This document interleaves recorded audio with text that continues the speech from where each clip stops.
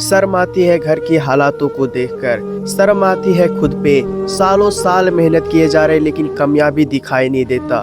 माँ बाप एक एक पैसे के लिए भटक रहे हैं, एक एक पैसे जुटाकर मुझे पढ़ा रहे हैं। अगर हम कामयाब नहीं हो पाए तो क्या होगा? उनकी बलिदानों का क्या होगा? उनकी उम्मीदों का क्या होगा जो मुझसे लगा कर बैठे हैं, जो मुझसे लगा कर खुद को तपा रहे हैं। सवाल करो अपने आप से कि क्या मैं उनकी तकलीफ़ों को दूर नहीं कर सकता? क्या मैं उनकी हालातों को नहीं बदल सकता? मेरे दोस्त, ऐसे कामयाबी नहीं मिलेगी। प्रण कर लो, ठान लो कि मुझे हर दिन 10 घंटा मेहनत करना है तो करना है। ये प्यार व्यार आशिकी का जो भूत चढ़ा है ना तुम पे, जब ना कामयाब हो जाओगे ना तब समझ में आएगा कि ना तो प्यार रहा और ना ही कैरियर। और माँ बाप का जो सपना टूटा वो तो अलग ही है। भाई, कोई साथ नहीं देता जिंदगी भर, तुम्हारा साथ केवल माँ बाप और तुम्हारा कामयाबी देगा। यकीन नहीं होता ना तो इस कहानी को सुनो, तुम्हारा आंखें खुल जाएगी। राहुल नाम का एक लड़का जो बिहार की राजधानी पटना में कॉम्पिटिटिव एग्जाम का तैयारी कर रहा था। माँ हाउसवाइफ और पिताजी मजदूरी करते थे। राहुल अपने पिता का इकलौता बेटा था। पिता पढ़े लिखे नहीं थे लेकिन अपने बच्चों को पढ़ा लिखा कर एक ऑफिसर बनाना चाहते थे। सपने बहुत बड़े थे।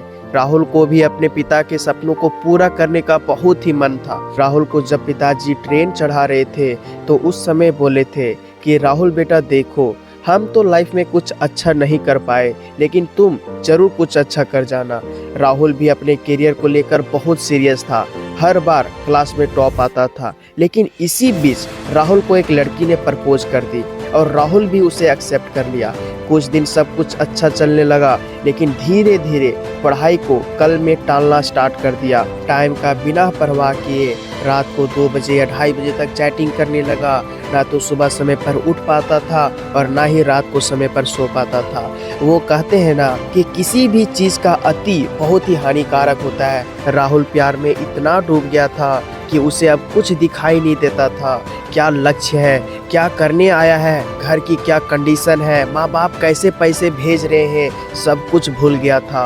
राहुल को अपनी गलती का एहसास तब हुआ जब सारे दोस्त का सिलेक्शन किसी न किसी क्षेत्र में हो गया और राहुल बेरोजगार रह गया। और जैसे ही राहुल बेरोजगार हुआ, लड़की भी बहाना बनाने लगी कि यार पिताजी नहीं मान रहे। जब तक उम्मीद था कि राहुल अपनी लाइफ में कुछ अच्छा करेगा तब तक साथ थी, और जैसे ही उम्मीद टूटा सब कुछ खत्म हो गया। लड़की तो चली गई लेकिन राहुल फूट फूट कर रोने लगा क्योंकि राहुल के पास ना तो प्यार रहा और ना ही कैरियर, और माता पिता का वो सपना भी चकनाचूर हो गया जिसके लिए मजदूरी करके पैसे भेजते थे।